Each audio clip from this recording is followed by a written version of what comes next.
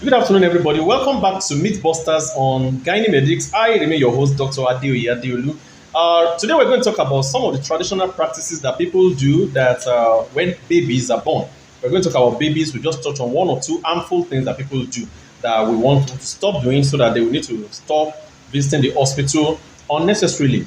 Now, when the baby is born, it's a cause of joy to everybody most of the time. Everybody is happy.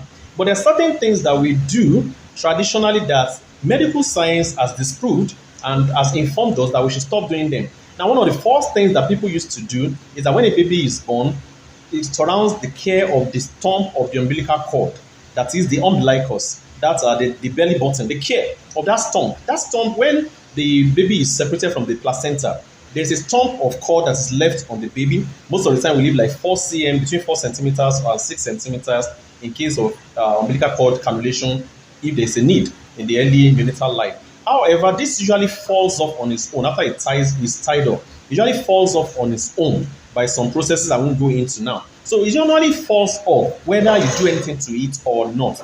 However, to keep it clean and for the purposes of hygiene, there's some stuff we normally do as medical people, but there's some things before medicine came on the scene that our forefathers used to do, which were responsible for a lot of deaths in those days that we should not do again. One of those things that some people will decide that they are supposed to be applying hot fermentation, that is the clothes that is soaked in hot water to the umbilicus. That is a no, no, no. It's very, very unnecessary, and that sometimes it introduces an germs that cause umbilical hernia later. One of the other things that people do is to apply hot stone to that place instead of water in hot water. That's very, very harmful to the baby.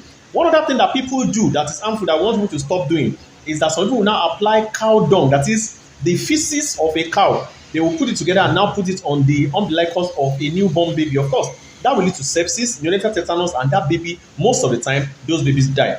These are some of the things that people do when they are caring for the umbilicus of a baby that we don't want people to do again. So now, if we say we should not use all those things that we used to do before to take care of the stump of the umbilicus, what are the things we advocate that you use?